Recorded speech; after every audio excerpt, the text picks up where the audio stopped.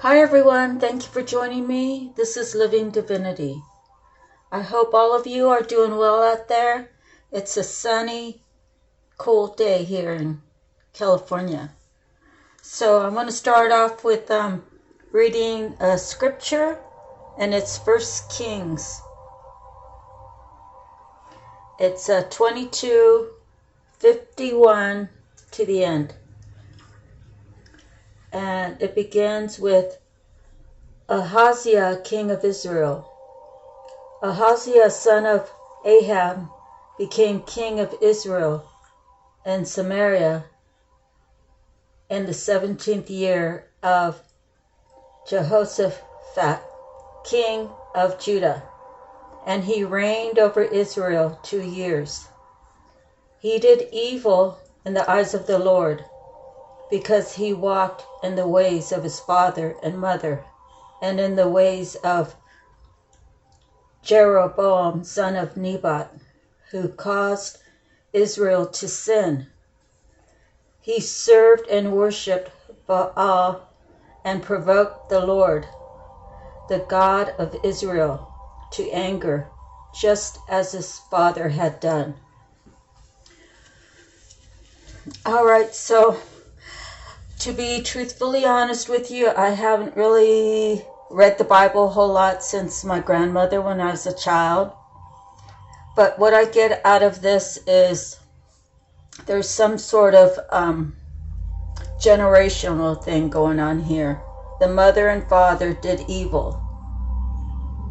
So the son, I guess that's how he learned. And serving Baal, it provoked the Lord, the God of Israel, to anger, just as his father had done. So, if you've watched any of my previous readings, I've talked about breaking generational curses.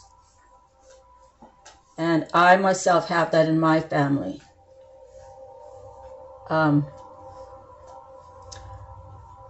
It's a long story, but basically, my grandmother on my dad's side, she had 4 children.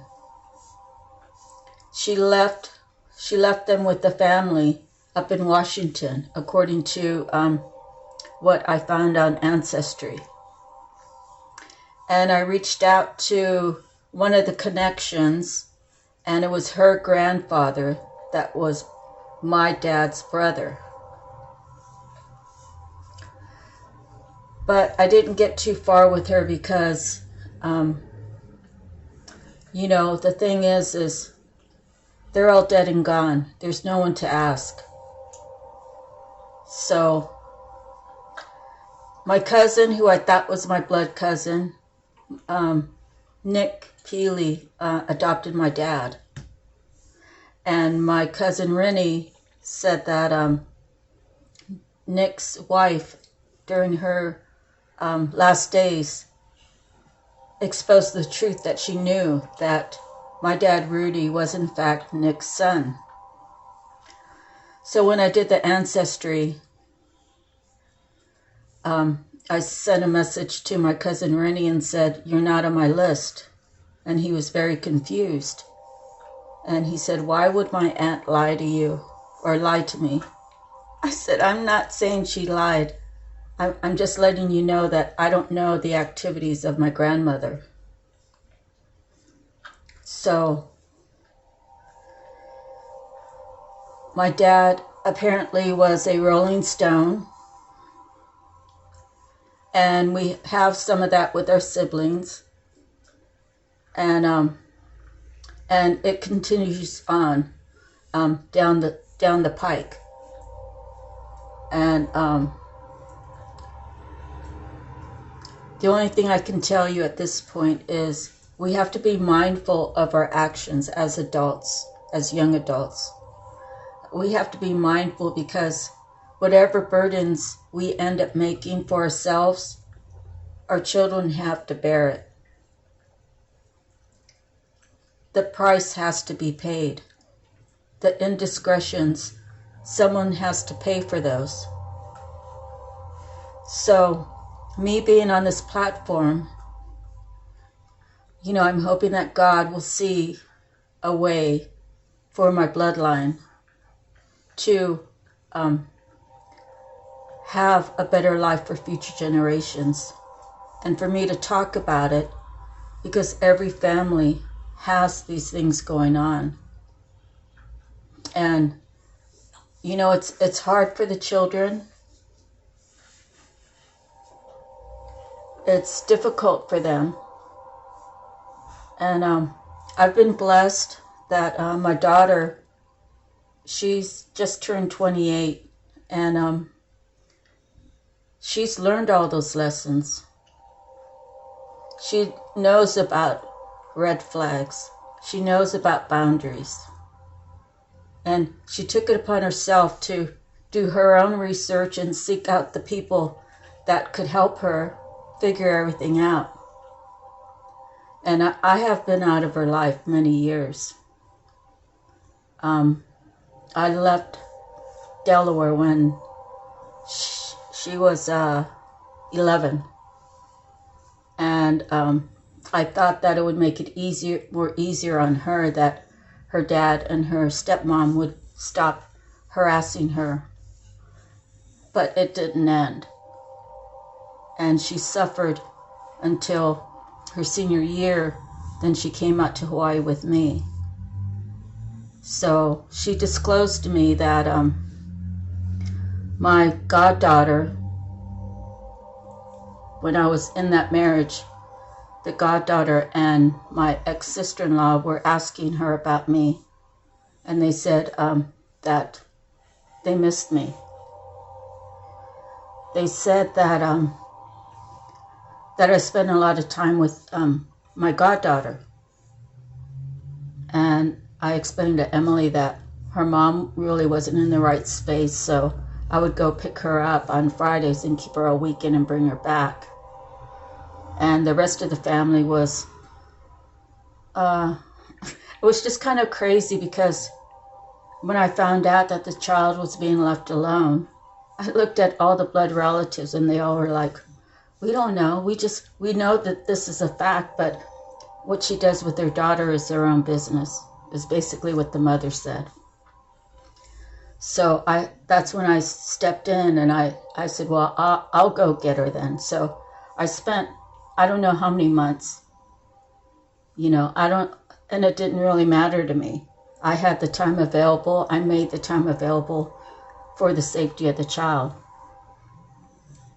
So my daughter goes on and tells me that her dad's twin sister knew everything she was going through and said, do you want to get out of there? But she never did anything about it. And she apologized when my daughter was an adult and said, I was afraid I might lose my brother through this. So she sacrificed my daughter for her own. That's the thing, is I knew that she was being tortured, but the judge didn't want to hear it. He didn't want to hear it because my daughter was forced to say negative things about me to the judge. And if she didn't say those words, if the judge, after the chamber visit with her, if the judge didn't come out and say that, then she was going to be in big, big trouble. So throughout the years, I told her the truth has to come out. And I don't know, I think that she thought that I was blaming her for it. So now that we've connected, I explained to her, when the truth comes out, you were the innocent one. What happened to you was because of me and your father. I never encouraged her to hate her father or not talk to her father, but he always did. He always expected her to say negative things about me, and she did that because she was in survival mode. So she doesn't have to ask me for forgiveness. She was a child. She was just trying to get along. And so I think this this little chapter that I just read to you, or paragraph, I'm sorry, kind of reflects that. You do as your parents did. You do, you know, her father treated her like her mother was treated, or her grandmother was treated, because her grandmother, it was the same situation. My ex-mother-in-law told me I went through that, you know, when I was growing up. My parents split up, and my dad made it impossible for my mom to be with me, to visit me, or anything. So just because it happened doesn't mean it needs to happen again. So we have to break that cycle. And again, what I talk about is not, it is like, I guess, family secrets per se that nobody really wants to hear. But the truth has to come out in order to begin healing, in order to look at things from a different perspective, in order to realize where you've gone wrong. I went wrong because I thought it was easier for her if I stepped out of the picture. But she still suffered because her father had to prove to his second wife that she didn't mean that much to him.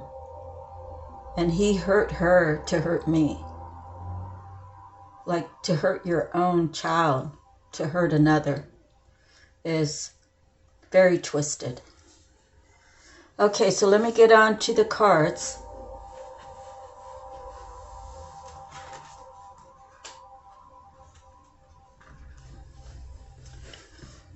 And I pulled 3 from the Psychic Tarot. The first one is Patient and Planning. I'll show it to you. That's a 7 card. The next card is Discontent and Boredom, and that's a number 4 card. And the number 6 card is Moving On.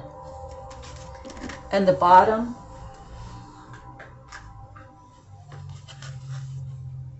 is the Universe, 21. Okay. So let me read them through. And I guess I'll set them up while I'm reading them. Let's see. Can't really get it all the way in there. But this is the first one, Patience and Planning. So you see all the gold, the green, the blue. Those to me relate to the chakras. All right, so Patience and Planning.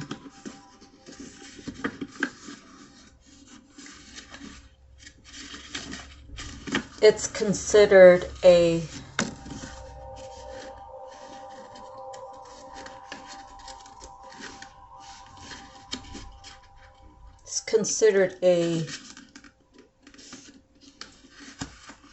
something in the physical.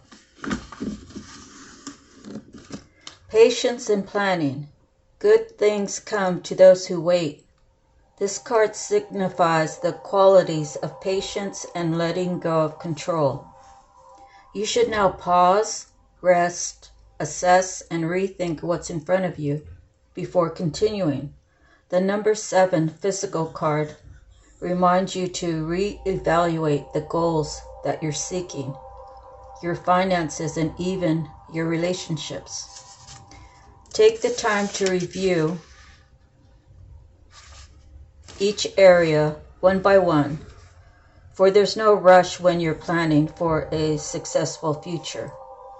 As you pause during this period, notice what has worked well for you in the past, not what you or others believe to be true, but in actual positive experiences. While you're at this reflecting stage, you can stand back and plan how you're going to handle potentially difficult, complex decisions and situations that may arise. So the next card is Moving On.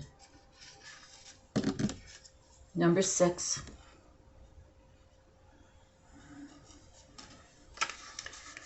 You're about to embark on a much-needed journey to leave the past behind. This card lets you know that there's light at the end of the tunnel, and it signifies that the time has arrived in which a difficult cycle in your life is coming to an end.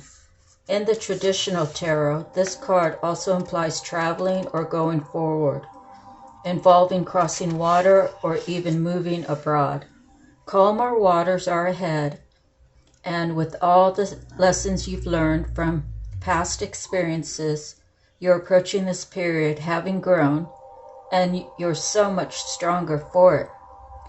The healing process is underway, and now you can set your goals, desires, and objectives to secure a more positive and successful future, because your mind is more settled and less worried. Synchronistic events will bring the right conditions and introduce people into your life for the highest good. Okay, then the number 4 card, discontent and boredom.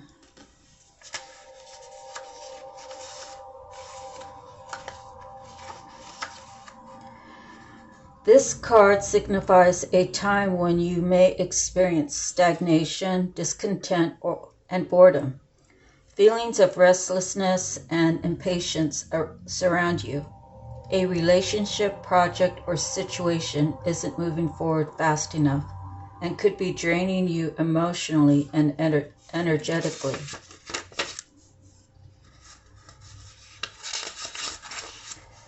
You're longing for a change, and although one door may be closing, don't focus all your energy on it, as opportunity will soon knock.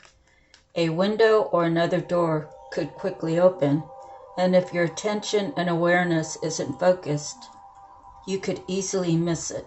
Watch for synchronistic events that bring books, speakers, workshops, and new people into your life. Any of these could possibly hold a message for you. Have faith in divine timing and know that everything changes for a reason. This card acts as a reminder that it's a perfect time to reevaluate and search within your heart and soul for fresh insights. And the last one is the universe. It's considered a major arcana. Okay. You've come far on your journey, and it's time to be rewarded for your efforts. This card symbolizes completion, triumph, peace, liberation, and fulfillment. Everything you've strived for is within your reach. Meet it halfway and grab it. The universe is the last of the major arcana cards and reflects the work that you've accomplished on your travels. But more importantly, it represents the wisdom that you've gained along the way. You should now honor and acknowledge the truly wonderful soul that you are, and accept the vital part that you play in the bigger scheme of life. The world is yours to command, and you're free to travel in whatever direction your heart desires. You're connected to everything in the cosmos. The universe card is a reminder that the same energy making up the stars in the sky, the same energy that's coursing through the universe, is in each and every individual. In ancient times, many believed that each star was the soul of one person.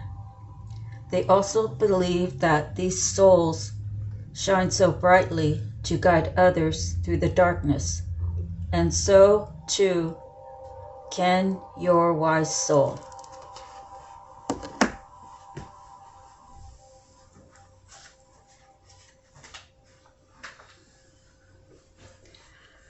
All right, so the next ones I pulled 3 from the Tattoo Tarot.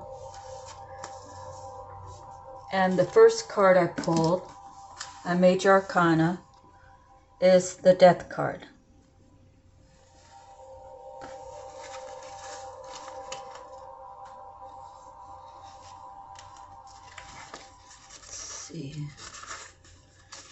The Death card. Alterations, transformation, loss, ending or parting of ways. Boredom, depression, stagnation, handling, failure, or disaster. There's regeneration that's required. You may need time for bereavement. And this may be a forced removal.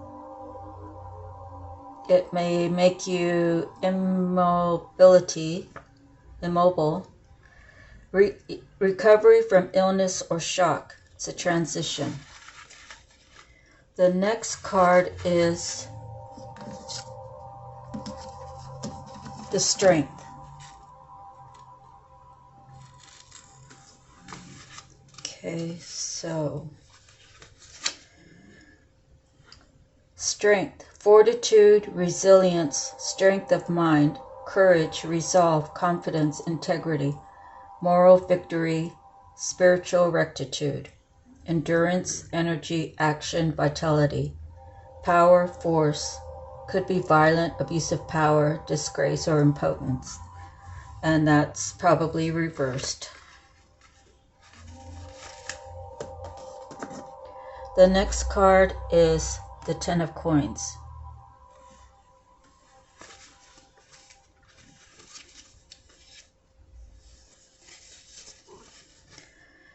Ten of Coins speaks of wealth, security, prosperity, gain, height of success, family matters, posterity, archives, generations, family home, lodging, domestic, economics, savings, pensions, sustainable loss, gambling.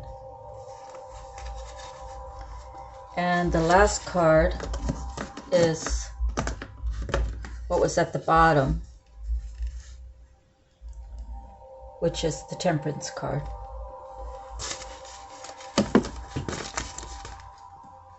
Let's see.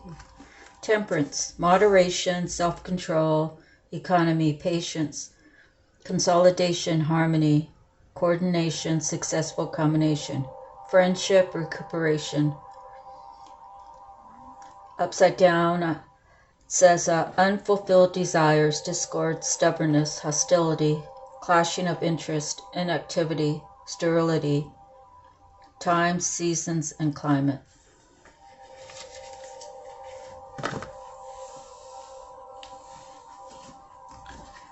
So when I lay these cards out,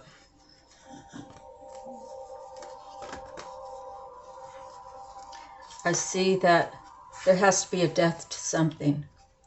Could be a death to a job, a death to a relationship, an actual death, or, like I said, the death of a relationship. So it's taken someone some strength to do that. And maybe it's either one or the other. Either the Ten of Coins, they know that they can have somewhere else with the Temperance, or it could be they had it but I don't think so. I think in a relationship, I think this has to do with the relationship, it took strength to walk away. It took strength to change your mindset, to say, hey, is this really the life I want to live? Am I really happy here? And he or she must have a deep knowing that he or she is capable of having the Ten of Coins elsewhere. And it could be with the Temperance, or it could be he's learned some things regarding the wording of the Temperance card.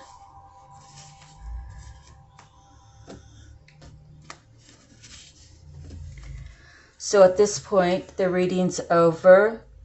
But I would just like to take a couple minutes of your time and talk about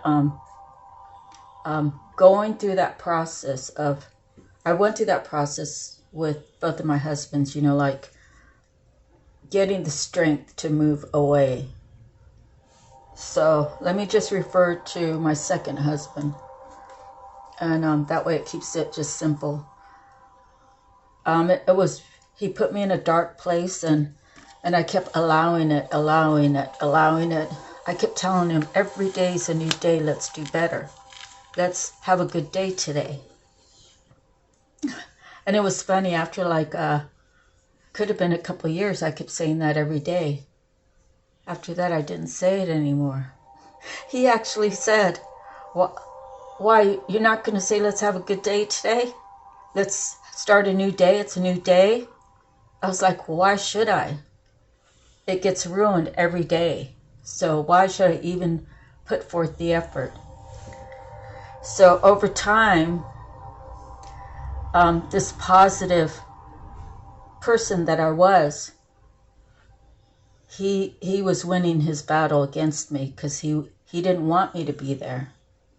He wanted reasons to take that away. Well, he took it away. So why would I say that? Why would I continue to say that every day when it didn't really matter to him? But those were the days when I decided that, I really need to figure out, how am I going to get out of this? And it took me a while. It took me a while before, I finally told God, I'm ready to take the leap of faith. And when I said those words, God was hearing me, and everything happened so fast. Everything, I got my peace, I got my own place, I had enough of everything. I had plenty of food, everything was just peaceful while he was not in my life. So that was an indication that I'm going in the right direction.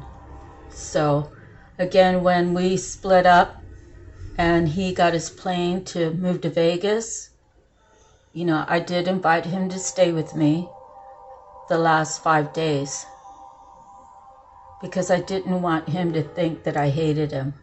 I just wanted out of the relationship, because he chose not to heal himself. He chose not to look at himself in the mirror and see where he's gone wrong and try to fix it for our marriage.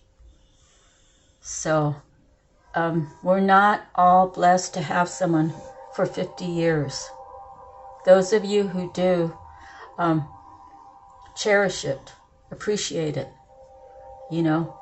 And I don't know, I wouldn't want to be married to someone for 50 years and not be able to stand being next to them. And I've seen some marriages like that, but there's far and few between that actually still really like each other, that are actually really in love with each other, that actually, they hold on to each other. They hold hands when they're walking down the street. They'll give each other a hug in front of a group of people. It's an amazing love that I haven't had a chance to feel yet. But right now, I have God's love. I have God guiding me. I have God in my life. And God is everything in my life. And when God decides He's going to bring the right one for me, then that's the one I'll have. So, God bless you all. Thank you. I'll see you on the next one, okay? Bye for now.